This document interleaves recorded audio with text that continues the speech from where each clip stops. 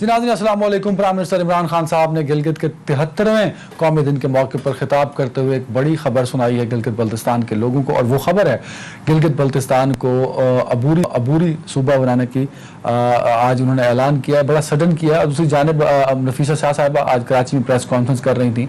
उन्होंने कहा कि आज जो प्राइम मिनिस्टर ऑफ पाकिस्तान गए और साथ उनके वफाकी वज़रा भी गए, तो ये क्योंकि गिलगित बल्तिस्तान में इलेक्शन भी हो रहे हैं, तो इलेक्शन के दिनों में इस तरह के अनाउंसमेंट करना और वज़रा का वहाँ जाके जलसे और रैलियों से खिताब करना खिलाफ कानून है। इलेक्शन कमीशन को इस पर एक्शन लेना चाहिए। प्राइम मिनिस्टर ने वाज़ेह तौर पर जब खिताब कर रहे थे उन्होंने कहा कि वो डेवलपमेंट प्रोजेक्ट्स का ऐलान इसलिए नहीं कर रहे क्योंकि गिलगित बल्तिस्तान में इस महीने में नवंबर के महीने में इलेक्शन है, लिहाजा इलेक्शन के बाद जब वो आएंगे तो डेवलपमेंट प्रोजेक्ट्स की अनाउंसमेंट भी करेंगे। लेकिन खुशखबरी दे गए कि गिलगित बल्तिस्तान की आवाम के लिए कि अब वो एक सूबे के तौर पर एक सूबे का ऐलान किया गिलगित बल्तिस्तान के लिए। तो इस पर हम बात करेंगे और साथ ही बात करेंगे कि मुल्क में अयाज सादिक साहब के बयान के बाद फवाद चौधरी साहब का बयान, और दोनों जानिब से एक दूसरे पर गद्दारी के इल्जामात के बाद पाकिस्तान की सियासत के अंदर अजीब तरह का इज़्तिराब पाया जाता है। गो हिंदुस्तान का मीडिया आए रोज़ पाकिस्तान के सूबाई और फेडरल मिनिस्टर्स को अपने टीवी टॉक शोज में बिठाकर पाकिस्तान को नीचे दिखाने की कोशिश करता है, जबकि हम हिंदुस्तान के अंदर बात करते हैं तो हिंदुस्तान के तमाम न्यूज़ चैनल्स सिर्फ और सिर्फ उनकी हेडलाइंस, उनके टीवी शोज, उनकी ब्रेकिंग न्यूज़ पाकिस्तान से रिलेटेड होती हैं। कहीं ना कहीं अयाज सादिक साहब और फवाद चौधरी साहब के बयान को लेकर हिंदुस्तान ने पाकिस्तान को बदनाम करने की भरपूर कोशिश की है। जहां हिंदुस्तान इसकी कोशिश कर रहा है, वहीं पाकिस्तान इन दो बयानात को लेकर, खास तौर पर अयाज सादिक साहब के बयान को लेकर पाकिस्तान के अंदर भी शदीद इल्जामात का सिलसिला जो है वो शुरू है।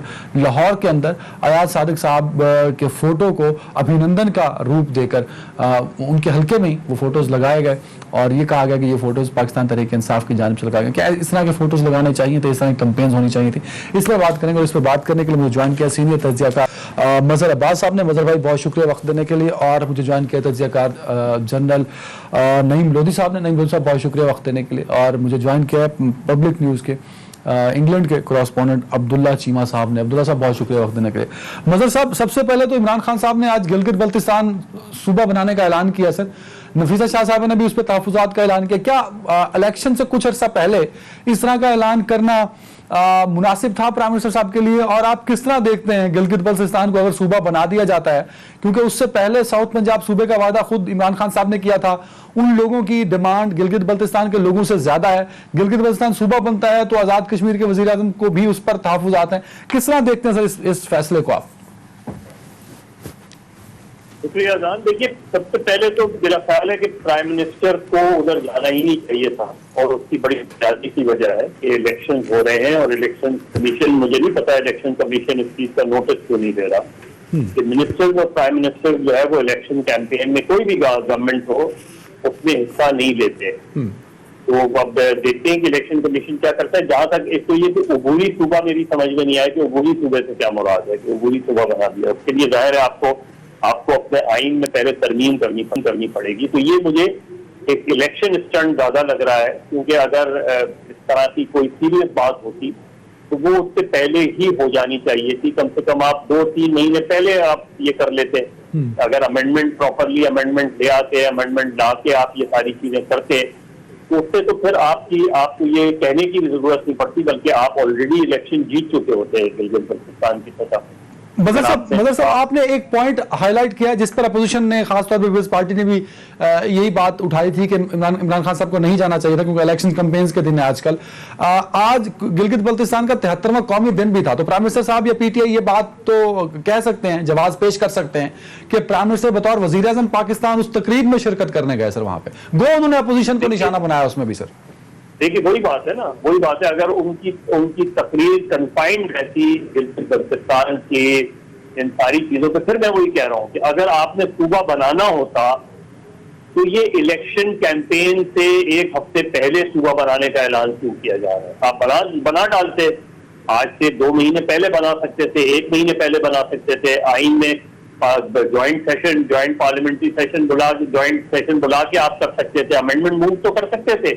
यदि वो अभी तक तो आपने अमेंडमेंट भी मूव नहीं किया उसके हवाले से, तो इसलिए मुझे ये ज्यादा पॉलिटिकल लग रहा है। दूसरी बात जो उससे ज्यादा अहम है जी, कि हमने इस चीज को संजीदगी से गौर किया है कि इसके कॉन्सिक्वेंसेस क्या हो सकते हैं, جب ہم صوبہ بنانے کی بات کرتے ہیں، جس طرح آزاد کشمیر کے بعد جو ہے وہ فاروق حیدر صاحب نے اس سے ریز کیا ہے، یہ بہت سیریس مسئلہ ہے. اس کے کانسیکوینسز کو میرا خیال ہے ہم نہیں ریئلائز کر رہے ہیں. میرا خیال ہے اس پہ یہی میں کہہ رہا ہوں کہ ہم ہر چیز جلد بازی میں کرتے ہیں. اگر یہی باتیں 2-3 پہلے اگر واقعی حکومت اور ایون اپوزیشن بھی اس مسئلے پہ سنجیدہ گفتگو کرتی. آپ نے گلگت بلتستان پہ ابھی کی تھی نا، آرمی چیف نے جب بلا کے ساری بریفنگ کی تھی، اس میں اس چیز کو کیوں نہیں سامنے رکھا گیا؟ مجھے نہیں پتا ان کیمرہ وہ تھا اس میں یہ بات آئی سامنے نہیں آئی، اور اگر آئی تو کس حد تک آئی، اور اس کے بعد کوئی کانسٹیٹیوشنل امینڈمنٹ تیار ہوئی نہ ہوئی. تو صرف الیکشن سے چند دن پہلے گورنمنٹ کا یہ اعلان کرنا، یہ میرا خیال ہے اس میں یہ الیکشن اسٹنٹ زیادہ بالکل ٹھیک ہے. دو پوائنٹ سر آپ نے ہائی لائٹ کر دیا. جنرل نعیم نوری صاحب، ایک تو الیکشن اسٹنٹ ہے ڈیفینیٹلی، اس پہ کوئی دو رائے نہیں ہو سکتا. ایک کامن پاکستانی بھی یہ سوچ سکتا ہے کہ اگر 10 دن پہلے پرائم منسٹر صاحب جا کے صوبے کا اعلان کر دیتے ہیں تو یہ ایک الیکشن کمپین سے کو متاثر کرنے والی بات ہوئی، ووٹ بینک کو متاثر کرنے والی بات ہوئی. دوسرا پوائنٹ سر جو گلگت بلتستان کو صوبہ بنانے کا ہے، جو ہندوستان کے اندر بھی ایک تاثر پایا جاتا تھا، وہ یہی ہے کہ 5 اگست 2019 کے بعد اب پاکستان بھی وہی اقدامات کرے گا یہاں اے جے کے میں اور گلگت بلتستان میں جو ہندوستان نے آکوپائیڈ کشمیر میں کیے. سر یہ تاثر ہندوستان میں نیوز پیپر میں اور میڈیا میں ڈسکس ہوتا رہا. گلگت بلتستان کو صوبہ بنانا کیوں ضروری ہے پاکستان کے لیے، اور جو یہ تاثر ہے کہ اگر ہم صوبہ بنا کے اپنے موقف سے پیچھے ہٹ رہے ہیں جو ہمارا اگینسٹ انڈیا ہے ان UN، تو یہ کس حد تک اس بات میں حقیقت ہے؟ سر جی بہت شکریہ. پہلے تو جو ادھر گئے ہیں اصولی طور پہ صاف ظاہر ہے کہ درست نہیں ہے، میں اس بات سے اگری کرتا ہوں، لیکن آپ مجھے یہ بتائیے کہ ان اصولوں کی پاسداری پہلے کس نے کی ہے؟ گو کہ یہ میں سمجھتا ہوں کہ دو نیگیٹو جو ہے نا اس کو درست نہیں کہتے. آپ بتائیے پنجاب میں جب الیکشن ہوتے ہیں، جنرل صاحب بڑی معذرت، آپ بڑے ہیں سر، آپ بڑے ہیں، سنیں سر آپ بڑے ہیں، بات سن لیجئے جی سر آپ بڑے ہیں، بات سن لیجئے. ایک شخص کو پولیس والے نے روک لیا سر، ایک شخص کو پولیس والے نے روکا، کہا کہ تم نے سگنل توڑا ہے، ریڈ لائٹ تھی تم نے سگنل توڑ دیا، اس نے کہا جی 4 پہلے بھی توڑ کے جا رہے تھے. جی آپ جو لطیفہ سنانا چاہتے ہیں سنا لیں. بات یہ ہے کہ الیکشن کمیشن جتنا مضبوط ہے اور باقی لوگ جتنی پاسداری کرتے ہیں، اسی تناظر میں آپ دیکھیں، آپ یہ نہ سمجھیں کہ ایک سائڈ پہ آپ فرشتے ایکسپیکٹ کر رہے ہیں اور دوسری سائڈ پہ اس بات کو چلیں یہاں چھوڑ دیتے ہیں. گلگت بلتستان آپ کو پتا ہے کہ گلگت اور بلتی لوگوں نے خود آزاد کروایا تھا اور اسی وقت پاکستان سے الحاق کا اعلان کر دیا تھا. یہ اور بات ہے کہ چونکہ استصواب رائے کے پیش نظر ہم یہ چاہتے تھے کہ اس کی یہ بیک گراؤنڈ ہمارے ناظرین کو پتا ہے، آپ کو بھی پتا ہے. میں بھی اس کا حامی ہوں کہ اس کو بھی صوبہ بنانا چاہیے، آزاد کشمیر کو بھی بنانا چاہیے، لیکن میں جو طریقہ کار ہے وہ دوسرا بتاتا ہوں. میں کہتا ہوں سب سے پہلے آپ جائیں UN میں، ان کو کہیں جی کہ آپ کے نگرانی میں ہم یہاں پر پارشل پلیبسائٹ کروانا چاہتے ہیں تاکہ آپ دیکھ لیں کہ لوگ کیا چاہتے ہیں. وہ صاف ظاہر نہیں مانیں گے کیونکہ ہندوستان نہیں مانے گا. پھر آپ ایک ریفرینڈم کا اعلان کرتے ہیں کہ آپ کہتے ہیں پوری انٹرنیشنل کمیونٹی آ کے دیکھ لے، ہم ریفرینڈم کروا رہے ہیں اور پوچھ لیں لوگوں سے کہ آپ کس کو جوائن کرنا چاہتے ہیں. اس کے بعد اگر آپ کرتے تو وہ بیانیہ رد ہو جاتا جو ہندوستان کی طرف سے یا ہمارے کچھ لوگوں کی طرف سے ہے کہ جی ہم بھی وہی کر رہے ہیں ہندوستان نے. لیکن ایک بہت بڑا فرق ہے، ہندوستان نے آکوپائی کیا ہے اور آج بھی وہاں پر الیکشن نہیں کروا سکتا، اور ہم ان لوگوں کی ایک پاپولر ڈیمانڈ ہے اس کے مطابق جا رہے ہیں اور الیکشن بھی کروا رہے ہیں. تو بہت فرق ہے، ان دونوں کو ایسے اکٹھا نہ جوڑا جائے. بالکل ٹھیک ہے. عبداللہ چیمہ صاحب، عمران خان صاحب گلگت بلتستان ہے، اپوزیشن کی جانب سے بڑے تحفظات ہیں اور جنرل صاحب نے بھی کہا، مظہر عباس صاحب نے بھی کہا، تو آپ کے خیال میں واقعی PTI کی جانب سے ایسا کچھ کیا جا رہا ہے کہ الیکشن گلگت بلتستان کو انفلوئنس کیا جائے وہاں پہ؟ کیونکہ دور تو PTI کی بھی ہے، نون لیگ کی بھی ہے، پیپلز پارٹی بلاول صاحب پچھلے 20 دن سے وہاں پہ موجود ہیں. جی بالکل انفلوئنس تو ہوگا، اور I think this is not the first time جو اس طرح ہو رہا ہے. جب بھی اس طرح کے الیکشن میں، چاہے آزاد کشمیر میں، گلگت بلتستان میں، جو بھی گورنمنٹ کی اتھارٹیز ہوتی ہیں، جو بھی ایکٹنگ منسٹرز ہوتے ہیں، وہ جاتے ہیں وہاں پہ، کوئی بھی بہانہ بنا کے جاتے ہیں اور الیکشن کو انفلوئنس کرنے کی کوشش کرتے ہیں. اس طرح ہسٹری پہ دیکھ لیں، آزاد کشمیر میں اور گلگت بلتستان میں جن کی فیڈرل گورنمنٹ ہوتی ہے، میجورٹی آف دا ٹائمز انہی کی گورنمنٹ بنتی ہے. تو ہر جو پارٹی ہوتی ہے فیڈرل میں وہ جو رول کر رہی ہوتی ہے وہ وہاں پہ جا کے انفلوئنس کرتی ہے، کیونکہ وہ اپنی ہار برداشت نہیں کرنا چاہتے. اور دوسرا جو آپ نے ایک بات کی جو کشمیر سے اور گلگت بلتستان کو کمپیئر کیا، دیکھیں اس میں جو لودھی صاحب ان کی بات سیکنڈ کروں گا کہ آپ نے کہا کہ انہوں نے انڈیا نے کیا ہم بھی وہی کریں. جب وار ہوتی ہے تو انہوں نے گولی چلائی تو ہم گولی چلائیں گے، لیکن ایک بہت بڑا ڈفرنس ہے. ہمیں کرفیو نہیں لگوانا پڑے گا، نہ آزاد کشمیر میں اور نہ ہی گلگت بلتستان میں, بیکاز عوام ہمارے ساتھ اسٹینڈ کرتی ہے. اب برطانیہ میں آپ کافی ملتے ہیں لوگوں سے سری نگر سے تعلق رکھتے ہیں, جموں کشمیر سے, آپ ان سے اسٹوریز سنیں نا, چاہے وہ بزرگ ہوں یا جوان ہوں, تو وہ بہت ہاربل اسٹوریز ہیں. تو وہ آزاد کشمیر میں گلگت بلتستان میں آپ کو اس طرح کی نہیں ملیں گی. تو یہاں عوام پاکستان کے ساتھ کھڑی ہے, انڈیا کے ساتھ وہ جو جموں کشمیر کی عوام تھی وہ کھڑی نہیں تھی. تو میرے خیال میں یہ بہت بڑا ڈفرنس ہے, اور اسی لیے شاید ساری پولیٹیکل پارٹیز بھی انفلوئنس کر رہی ہیں. تاکہ بالکل ٹھیک ہے. مظہر بھائی میں ذرا تھوڑی سی کنفیوژن ہے, اگر اس کو آپ دور کر دیں پھر میں اگلے سوال پہ جاؤں گا. اگر صوبہ بنتا ہے, گلگت بلتستان بنا دیا جاتا, تو خصوصی حیثیت اسی طرح قائم دائم رہے گی یا اس میں بھی کوئی فرق آ سکتا ہے؟ کیونکہ میں جو جنرل صاحب سے جو بات کر رہا تھا وہ انڈین نیریٹو کی بات کر رہا تھا کہ اگر صوبہ بنا دیا گیا تو ہندوستان یہ سمجھتا ہے کہ وہ خصوصی حیثیت جس طرح ہم نے ختم کر دی پاکستان بھی ختم کر دے گا, پھر ادھر ہم ادھر تم کا نعرہ ہوگا. سر دیکھیے, میں تو ایک سمپل سی بات کہہ رہا ہوں, میں اس کے حق یا مخالفت میں بات نہیں کہہ رہا. میں صرف یہ کہہ رہا ہوں کہ جب آپ کسی بھی, جیسے آپ جنوبی پنجاب کی بات ہے, جب آپ کسی ایک اس کو ٹیریٹری کو صوبے کا درجہ دے رہے ہوتے ہیں تو اس کے سارے کانسیکوینسز کو آپ ایڈریس کرتے ہیں. یہ جو جلد بازی میں چیزیں ہوتی ہیں اس کے نتائج پھر ہمیں بعد میں پتہ چلتے ہیں. اصل چیز کیا ہے؟ اصل چیز یہ ہے کہ جنوبی پنجاب میں پاکستان میں سب سے زیادہ غربت ہے. غربت ختم کرنے کے لیے آپ صوبہ بنائیں نہ بنائیں, وہاں اگر صرف آپ غربت ختم کر دیں, لوگوں کو امپلائمنٹ دے دیں, تو لوگوں کے لیے میٹر نہیں کرتا کہ یہ صوبہ بنے یا نہ بنے. ان کے لیے میٹر کرتا ہے کہ ترقی ہو. صوبائی جو تحریکیں ہوتی ہیں وہ عام طور پہ پولیٹیکل تحریکیں زیادہ ہوتی ہیں. آپ آج پاٹا کو آپ ڈیولپ کر دیں تو آپ اگر صوبہ بنائیں گے تو لوگ خوش ہوں گے, صوبہ نہیں بنائیں گے تو لوگ خوش ہوں گے اگر وہاں ڈیولپمنٹ ہو رہی ہے. اسی طریقے سے گلگت بلتستان میں اگر آپ ڈیولپمنٹ کریں, میسر ڈیولپمنٹ کریں, ان کو ریکگنائز کریں, ان کو ریکگنیشن دیں, ان کو نوکریاں دیں, نوکریوں کے ذرائع پیدا کریں, اسکول, کالجز, ہاسپٹل بنائیں. اصل ایشو یہ ہے. ہاں صبح آپ مظہر بھائی موجودہ حکومت فیڈرل میں اس کی حکومت ہے, 3 صوبوں میں یہ حکومت کر رہی ہے, ہر کام میں جلدی کیوں ہوتی ہے؟ مطلب اگر آرمی چیف کی ایکسٹینشن کا معاملہ ہو تو ڈرافٹ بنانے میں جلدی کر دیتے ہیں. اس ملک میں اگر کسی طرح کی قانون سازی کرنی ہو تو یہ اتنی جلدی میں ہوتے ہیں کہ کہتے ہیں کہ پارلیمنٹ کو بائی پاس کرو اور آرڈیننس پہ لے جاؤ. عمران خان صاحب یہ صوبے کے اناؤنسمنٹ 20 دن بعد بھی کر سکتے تھے. ہر کام میں پی ٹی آئی اور عمران خان صاحب جلدی کیوں کرتے ہیں؟ سر دیکھیے, بیسکلی صرف عمران خان نہیں, ہمارے ماضی میں بھی یہ رہا ہے کہ ہم چیزوں کو صحیح معنوں میں ڈیبیٹ نہیں کرتے. ہم ان کے ہمیشہ پولیٹیکل اینگلز دیکھتے ہیں. ہم یہ نہیں دیکھتے کہ اگر جنوبی پنجاب میں محرومیاں کتنی ہیں, ہم یہ نہیں دیکھتے کہ گلگت بلتستان میں محرومیاں کتنی ہیں, ہم یہ نہیں دیکھتے کہ آزاد کشمیر میں محرومیاں کتنی ہیں. ہاں وہاں کے مسائل بنیادی طور پہ کیا ہیں, ہم ان چیزوں کو ایڈریس نہیں کرتے. ہم اس کو ایک پولیٹیکل ڈیبیٹ بناتے ہیں اور اس کے بعد عین موقع پہ جلد بازی میں ایک اعلان کر دیتے ہیں. ابھی آپ دیکھیے کہ آپ نے اعلان کر دیا, اب جب آپ اس ڈیبیٹ میں جائیں گے تو اس ڈیبیٹ میں آپ کو وہیں کو لگ جائیں گے. اسی لیے میں یہ کہہ رہا ہوں, اس کے ظاہر ہے وہاں گلگت بلتستان کے ہر دوسرے آدمی سے پوچھیں تو وہ یہ کہے گا کہ بڑی اچھی بات ہے اگر صوبہ بن جائے, لیکن کیا صوبہ بننے سے اس کی نوکریوں کے ذرائع کھل جائیں گے, وہاں ڈیولپمنٹ شروع ہو جائے گی؟ وہ چیزیں تو آج بھی ہو سکتی ہیں. اصل چیز جو میرے نزدیک مظہر صاحب پوائنٹ یہ ہوا آپ کا سر, یہ فیصلہ صرف جلد بازی میں نہیں ہے, یہ فیصلہ غلط بھی ہو سکتا ہے عمران خان صاحب کا.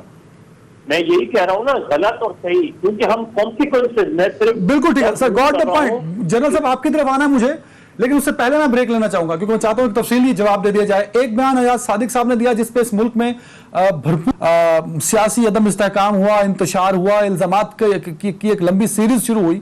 ایک بیان فواد چودھری صاحب نے بھی دیا ہے. اس بیان میں یہاں تو کچھ نہیں ہوا, لیکن ہندوستان کا ریئیکشن بہت بڑا آیا. ایون پاکستان کو سٹیٹمنٹ دینی پڑی کیونکہ فواد چودھری کے بیان پہ خود نریندر مودی رسپانس دینے آ گئے تھے. تو فواد چودھری کا بیان اتنا امپورٹنٹ کیوں نہیں سمجھ رہے ہم لوگ, اور ایاز صادق صاحب کا جو بیان ہے وہ اس کو قومی سلامتی کے لیے خطرہ کیوں سمجھ رہے ہیں؟ جنرل صاحب سے پوچھوں گا ایک بریک کے بعد.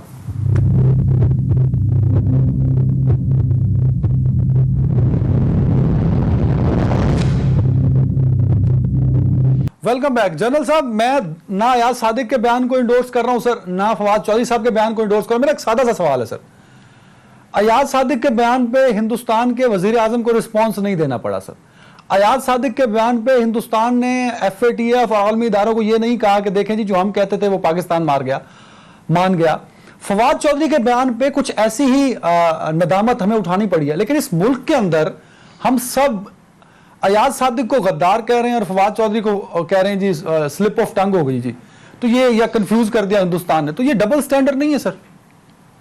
जी खैर, पहले मैं ये क्लियर कर दूं, मैं तो किसी को गद्दार नहीं कहता। एक जुमला मैं कहना चाहूंगा गिलगित बल्तिस्तान के मुतालिक के, ना तो वो जल्दबाजी में हुआ है, 70 साल से वो इसकी डिमांड कर रहे थे, और ना ये गलत है क्योंकि छोटे सूबे इसीलिए बनाए जाते हैं ताकि गवर्नेंस बेहतर हो। इसको यहाँ पे मैं छोड़ देता हूँ जी।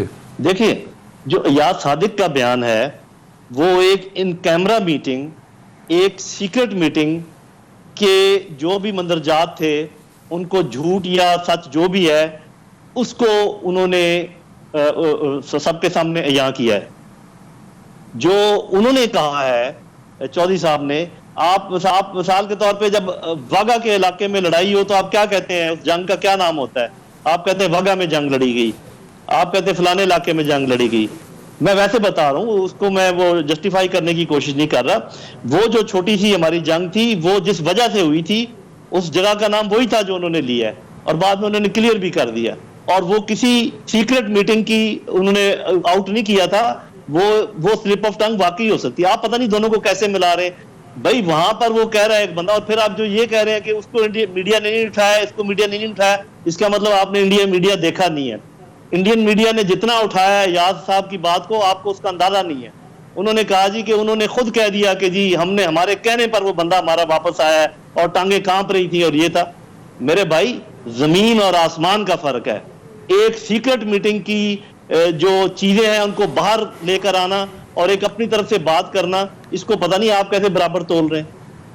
मैं सर पब्लिक रिस्पांस इस मुल्क के अंदर उन दोनों बयानों के बाद जो है पब्लिक रिस्पांस ऐसे नहीं है जैसे आप कह रहे हैं। पब्लिक रिस्पांस दोनों तरफ की है और पब्लिक इतनी बेवकूफ नहीं है। पब्लिक अच्छी तरह समझती है कि सीक्रेट मीटिंग अयाज सादिक साहब के जो बैनर्स लगाए गए आपने देखे होंगे, क्या दुरुस्त है? वो गलत है, मैंने देखे नहीं है, गलत है। हम में से कोई भी किसी को अगर गद्दार कहे या ये कहे कि दुश्मन का अलहकार है या ये कहे कि दुश्मन के साथ मिल गया है, इससे हमें एतराज करना चाहिए। इससे हम आपस में अपने आप को बांट रहे हैं। बिल्कुल ठीक। लेकिन ये कहने में कोई हर्ज नहीं है कि ये टाइमिंग ऐसे है कि हमें दुश्मन के लिए कोई सहूलत नहीं मुहैया करनी चाहिए।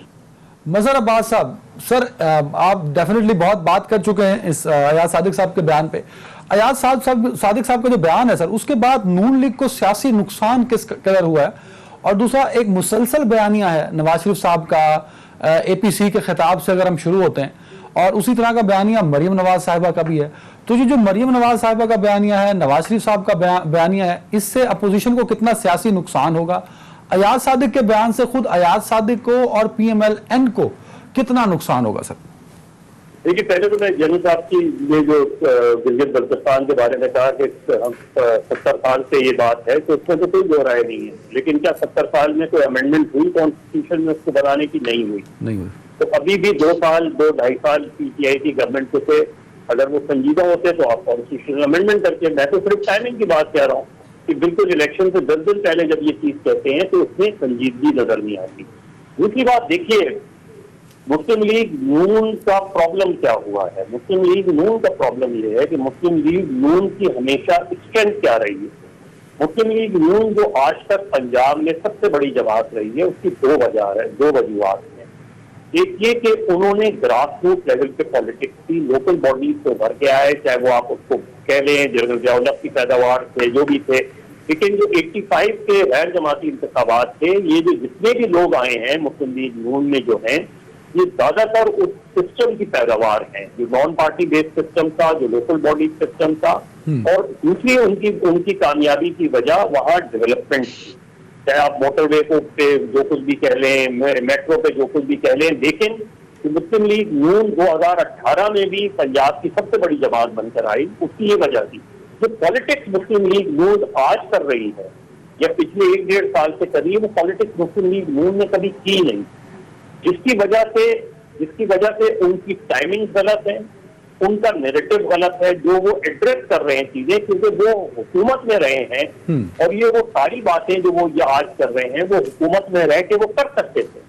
वो नैब के कवानीन को बेहतर बना सकते थे, वो इलेक्शन कमीशन के कवानीन को बेहतर बना सकते थे, وہ یہ سسٹم ایوالو کر سکتے ہیں کہ نظر صاحب جو یہ اگریسو اور ڈفرنٹ پالیٹکس کر رہی ہے نون لیگ پچھلے 36 سالوں میں 37 سالوں میں پہلی دفعہ نہیں مجھے کیا پالیٹکس میں دیکھیے میں مجھ سے وہ کہیں گے میرا تو یہ پرانا ایک نیریٹو ہے کہ ہماری اسٹیبلشمنٹ جو ہے وہ سسٹم میں مداخلت کرتی ہے, نہیں کرنا چاہیے, لیکن نواز شریف صاحب تو اس مداخلت کا حصے دار رہے ہیں. پیپلز پارٹی بھی ایک زمانے میں نواز شریف کو گرانے کے لیے اسٹیبلشمنٹ سے جو ہے وہ دیگیں بڑھاتی تھی, تو دونوں ہی وہ ہیں. آج اگر وہ یہ کرنا چاہتے ہیں تو یہ جو ٹائمنگ ہے اس سے مسلم لیگ نون کو فائدہ نہیں ہو رہا. دیکھیے مسلم لیگ نون 2-2.5 سال میں تمام تر کوششوں کے باوجود مسلم لیگ نون کو بریک نہیں کیا جا سکا, لیکن اس صورتحال میں مسلم لیگ نون کا ووٹر بھی کنفیوز ہو رہا ہے, مسلم لیگ نون کے لیجسلیشن بھی کمزور وہ ہو رہے ہیں, اور اس سے مجھے لانگر ٹرم میں مسلم لیگ نون کو کوئی فائدہ نہیں, پی ڈی ایم کو ہو سکتا ہے. سر آئی اگری مظہر بھائی, بالکل آپ 100% درست کہہ رہے ہیں, اور یہ بات شاید اس وقت پاکستان کے ہر شہری کو پتا ہے, ہر ووٹر کی سمجھ میں یہ بات آ رہی ہے کہ نواز شریف کا بیانیہ نون لیگ کو کے ووٹ بینک کو ڈیمیج کر رہا ہے. کیا نواز شریف صاحب کے علم میں یہ بات نہیں ہے سر؟ کیا وہ جان بوجھ کے خود کا حملہ کر رہے ہیں؟ نہیں, نواز شریف صاحب کے اس کے ذہن میں بالکل ہوگی. نواز شریف صاحب کا پرابلم یہ ہے کہ انہیں یہ ظاہر ہے, یہ نظر آ رہا ہے کہ وہ اب سسٹم میں کم بیک نہیں کر سکتے. لیکن جب آپ لیڈر ہوتے ہیں, جب آپ اپنے آپ کو لیڈر کہتے ہیں, تو لیڈر بہت آگے کی دیکھتا ہے, بہت آگے کی سوچتا ہے. وہ اپنی بات کے اوپر, دیکھیے مجھے عمران خان میں بھی میں بہت نظر آتی ہے, مجھے نواز شریف صاحب میں بھی میں بہت نظر آتی ہے. ہمارے سیاسی لیڈروں میں جو میں کی بیماری ہے, اس سے بہت نقصان ہوتا ہے. ہم جماعتوں کو مضبوط نہیں کرتے, ہم اپنے آپ کو مضبوط کرتے ہیں. ہم نواز شریف صاحب اگر پارٹی کے انٹرسٹ دیکھیں تو پارٹی تو کہیں نہیں جا رہی ہے, پارٹی تو اپنی جگہ مضبوطی سے کھڑی ہوئی ہے. تو پارٹی کے لیڈر جیل گئے ہیں, نیب کے مقدمات پیش کر رہے ہیں, کھڑے ہوئے ہیں, ان کو ایک ان نیسیسری, آپ دیکھیے اگر آپ کا فوکس صرف یہ ہوتا کہ عمران خان کی بیڈ گورننس اور مہنگائی. سر ایک منٹ ہے میرے پاس آپ کے لیے. سر مجھے ایک چیز پوائنٹ بڑا کلیئر چاہیے سر آپ سے.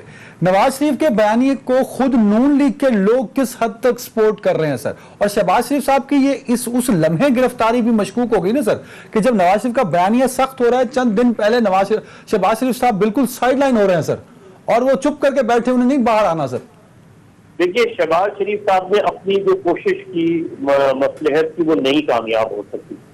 اس لیے جی ٹی روڈ کا جب راستہ لیا تھا نواز شریف صاحب نے, تو شہباز شریف صاحب نے ان کو روکا تھا. انہوں نے کہا کہ آپ مجھے ایفرٹ کرنے دیں, تو اس کے بعد نواز شریف رک گئے تھے, لیکن اس ایفرٹ کے نتیجے میں کوئی خاطر خواہ شہباز شریف صاحب کو کامیابی حاصل نہیں ہوئی, اس لیے وہ بیک سیٹ پر چلے گئے اس وقت.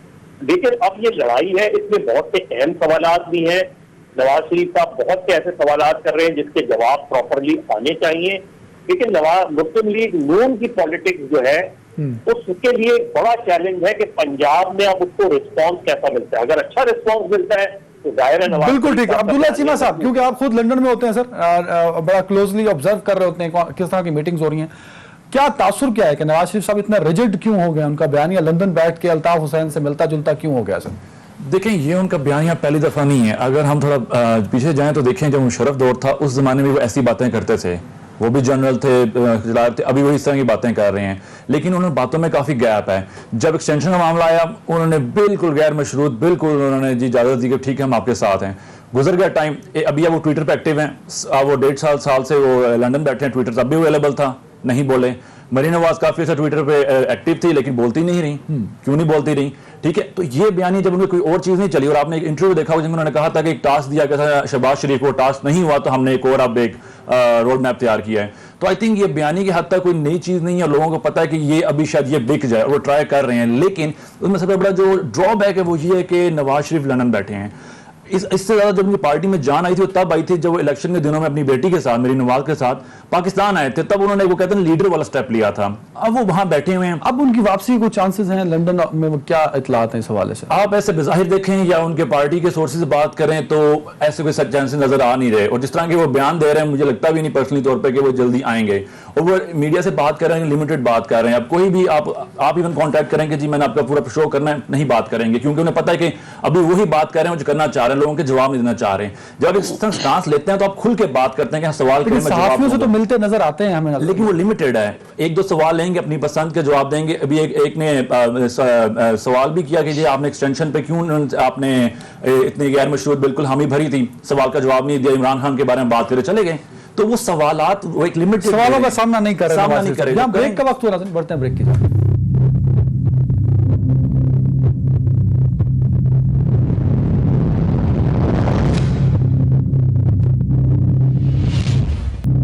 جنرل نعیم لودھی صاحب, وجہ کیا ہے سر کہ بڑے تنگ ہیں نواز شریف صاحب اسٹیبلشمنٹ سے, اور ان کا بیانیہ بہت زیادہ اینٹی اسٹیبلشمنٹ ہو گیا سر.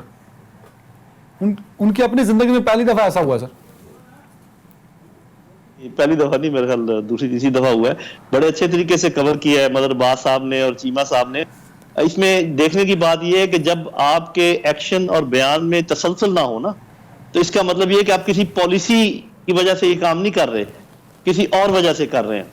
اور وہ وجہ میرا خیال ہے کہ اچھی طرح معلوم ہے, وہ کیا بچانا چاہتے ہیں, کس کو بچانا چاہتے ہیں اور کس کو لانا چاہتے ہیں. یہ سمپل سی بات ہے. میں مانتا ہوں مدر عباس کی یہ بات کہ اس وقت P M L N under stress ہے, لوگ گھبرائے ہوئے ہیں, کچھ لوگوں نے چھوڑنے کا اندیا بھی دے دیا ہے. باقی لوگ یہ وزن اٹھا سکیں گے یا نہیں اٹھا سکیں گے. اچھے لوگ ان کے کہنے پہ زخمی ہو رہے ہیں, جیسے بھی ہم بات کر رہے تھے. تو اس میں تھوڑا سا ان کو دھیان کرنے کی ضرورت ہے. ایک بات ابھی یقینی ہے کہ انہوں نے چونکہ اسٹیٹ سے ٹکر لی ہے, تو اسٹیٹ سے کوئی ٹکر نہیں لے سکتا, کیونکہ اگر الیکشن کمیشن بھی خراب ہے, جوڈیشری بھی خراب ہے, اسٹیٹ یا اسٹیبلشمنٹ سر, اسٹیٹ میں تو بہت ساری چیزیں آ جاتی ہیں. نہیں, اسٹیٹ میں یہی چیزیں آتی ہیں جن کا میں ذکر کر رہا ہوں. اس میں گورنمنٹ آتی ہے, اس میں ادارے آتے ہیں, ٹھیک ہے نا. اور یہ بڑے بڑے ادارے, ہائر جوڈیشری, نیب, آرمی, اور اسٹیٹ کس کو کہتے ہیں آپ بتائیے, کوئی چیز ایڈ کر دیں اس کے اندر. ہائر ایجوکیشن کمیشن سر, ہائر ایجوکیشن کمیشن صحیح ہے. ان کا انہوں نے کچھ بگاڑا نہیں, اس لیے ٹکر نہیں لی. تو بات یہ ہے کہ انہوں نے اسٹیٹ سے ٹکر لی ہے, اور اسٹیٹ سے ٹکر کوئی نہیں لے سکتا. عوام کو بانٹنے کی کوشش کر رہے ہیں. جب عوام کو کسی طرف چلانے کی کوشش کریں گے تو آپ دیکھیں گے وہ اکیلے ہی کھڑے ہوں گے, جلسے ہو جائیں گے. وہ ٹھیک ہے, اور وجوہات اس کی جنرل صاحب, سیاسی مستقبل کیا ہے نواز شریف صاحب کا, سیاسی مستقبل کیا دیکھ رہے ہیں آپ سر؟ میرا خیال یہ ہے کہ ختم ہو گیا ہے. انہوں نے خود ہی اس کو ختم کر دیا ہے. انہوں نے جان کے یہ آخری رسک لیا تھا. بالکل ٹھیک ہے جنرل صاحب, بہت شکریہ سر آپ کے وقت کے لیے. مظہر عباس صاحب, ایک کامنٹ اگر جلدی سے کر دیں. دیکھیے, دونوں چیزیں پاسبل نہیں نظر آتی. عمران خان کے لیے اس لیے بہت کم امکان ہے, کیونکہ نواز شریف صاحب کے مقابلے میں الطاف حسین صاحب کا کیس زیادہ مضبوط ہے واپس لانے کے لیے. لیکن الطاف حسین صاحب کو تمام تر کوششوں کے باوجود پاکستان کی حکومت واپس نہیں لا سکی. اس کے مقابلے میں کیونکہ الطاف حسین صاحب کے خلاف تو لندن میں بھی مقدمہ چلا, لیکن وہ نہیں ہو پایا. تو نواز شریف صاحب کے لیے اس لیے جو کیسز ان کے جو ہیں اس میں تمام مقدمات کا تعلق پاکستان سے ہے, پاکستان میں چلے ہیں. اس لیے وہاں یہ بھی کہا جا رہا ہے کہ اس میں منی لانڈرنگ کا مسئلہ نہیں ہے, وہ امیگریشن والا مسئلہ ہے, ویزے کا مسئلہ ہے, وزٹ ویزے کا مسئلہ ہے. یہ بذات خود حکومت کی اس کمزوری کو شو کرتا ہے کہ انہیں بھی اندازہ ہے کہ لیگل آپشن نواز شریف کو لانے کے لیے بہت کم ہے. تو اس لیے تو حکومت کی سطح پہ مجھے زیادہ امکانات نہیں لگتے. ویسے تو خیر انپریڈکٹیبل. بالکل ٹھیک. میرے پاس آخری 3-4 منٹ رہ گئے. میں پاکستان کی جو پاکستان کرکٹ بورڈ ہے اس کی پرفارمنس کے حوالے سے بات کرنا چاہوں گا. مجھے یاد ہے, آپ نے بھی خبروں کا حصہ رہا, کہ جب انگلینڈ ٹیم جا رہی تھی دورے پہ تو سپانسر نہیں مل رہا تھا. پھر تو شاہد افریدی صاحب کی جو فاؤنڈیشن ہے اس سے سپانسر لینا پڑا. پھر ایک اور نجی آرگنائزیشن ہے, پرائیویٹ ادارہ, اس سے سپانسر ملنا پڑا. اس وقت پی سی بی کی جو مارکیٹنگ ٹیم ہے سر, ملینز میں تنخواہیں ہیں. ایک کی 4 ملین ہے تو دوسرے کی 2.5 ملین ہے, 5 ملین ہے. تو وہاں تنخواہیں ملینز میں ہوتی ہیں, لاکھوں میں نہیں سر. 2 ملین, 3 ملین, 5 ملین, کروڑوں روپے کی تنخواہیں لینے والا مارکیٹنگ ڈپارٹمنٹ سر, وہ جب سپانسر کی بات آتی ہے وہاں صفر ہو جاتا ہے. آج زمبابوے اور پاکستان کی سیریز ہو رہی ہے راولپنڈی میں. یہ بڑا اہم میچ ہے سر پاکستان کے لیے, کیونکہ انٹرنیشنل کرکٹ کی واپسی اسی طرح ہوگی پاکستان میں. انٹرنیشنل ٹی وی رائٹس فروخت نہیں کر سکی سر مارکیٹنگ ٹیم. میں چاہوں گا اس پہ کامنٹ عبداللہ صاحب. دیکھیں, اب ایک بہت کلچر چلتا رہا ہمارا کہ سفارش پہ لوگ رکھے جاتے رہے ہیں. جب اپنے لوگوں کو فیسیلیٹیٹ کریں گے, آپ میرٹ پہ بھرتیاں نہیں کریں گے, پروفیشنل ہائر نہیں کریں گے, تو رزلٹ آپ کو یہی ملیں گے. پہلے ایک ڈفرنٹ دور تھا تو ادھر اتنے کمپٹیشن نہیں تھا تو آپ کو مل جاتے تھے. آج تو سوشل میڈیا کا دور ہے تو لوگ ڈائیورٹ کر کے اپنی مارکیٹنگ اسٹریٹجی, تو آپ کو زیادہ ایفرٹس کرنی پڑیں گی. پہلے کافی بڑی بڑی کمپنیز کرتی رہی ہیں. بالکل ٹھیک ہے. مرزا اقبال بیگ صاحب, سر ٹائم کی کمی ہے, میں چاہوں گا کہ ڈائریکٹلی آپ رسپونڈ کر دیں. پاکستان کرکٹ بورڈ میں بیٹھی مارکیٹنگ ٹیم جن کی تنخواہیں سر ملینز میں ہیں بٹ پرفارمنس صفر ہے, وہ انگلینڈ کا ٹور ہو, وہ پاکستان زمبابوے سیریز کا میچ اور ٹی وی رائٹس کی بات ہو. سر دیکھیں مسئلہ یہ ہے کہ سفارش کی بنیاد پر لوگوں کا تقرر ہوا ہے پاکستان کرکٹ بورڈ میں. مارکیٹنگ میں جو مارکیٹنگ کے ہیڈ ہیں جن کو اب ڈائریکٹر کمرشل کا نیا نام دیا گیا ہے, ان کو تو خود نکالا گیا تھا ایک ملٹائی نیشنل سے, اور وہ اسلام آباد یونائٹڈ کے ساتھ اٹیچ تھے, وہاں ان کی مارکیٹنگ نہیں کر سکے, وہاں سے بھی فارغ کر دیے گئے. اب وہ پی سی بی کے مارکیٹنگ ہیڈ بن گئے. کچھ نہیں ہو رہا. رائٹس دیکھیں نا آپ کے, صرف انہوں نے ایک افریقن چینل سپر اسپورٹس کو بیچ کر افریقن ریجن کے لیے خوشی کے شادیانے بجانے شروع کر دیا کہ ہم نے بڑا تیر مار لیا. تو میں سمجھتا ہوں جب انکمپیٹنٹ سفارشی لوگ آئیں گے بجائے اس کے کہ وہ اہلیت کی بنیاد پر آئیں, پسند ناپسند کی بنیاد پر آئیں, تو یہی حال ہوگا. احسان مانی صاحب لگتا ہے آنکھوں پہ پٹی باندھ کے بیٹھے ہوئے, کچھ مارکیٹنگ والے نہیں کر رہے. ہم دیکھیں پاکستان کا جو اسپانسر تھا ایک مشروب ساز ادارہ, اس کا کانٹیکٹ ختم ہوا تو ان کو فکر ہی نہیں تھی کہ رینیو کرانا ہے. پاکستانی ٹیم انگلینڈ پہنچ گئی, 1.5 مہینہ ہو گیا, اس کے بعد صرف کم پیسوں پر 1 سال کے لیے کانٹیکٹ ہوا. تو اس سے ان کی آپ اہلیت کا بخوبی اندازہ لگا سکتے ہیں. نہیں مرزا صاحب, میں آپ خود ٹی وی انڈسٹری سے ہیں, ہم خود ٹی وی انڈسٹری سے ہیں. کرکٹ پر تو آپ آفس میں بیٹھتے ہیں تو سپانسرز کی لائن لگ جاتی ہے. سر اتنے نااہل ہیں کہ کرکٹ پر بھی ان کو اگر ہاکی پہ لگا دیا جائے تو دیوالیاں نکال دیں گے.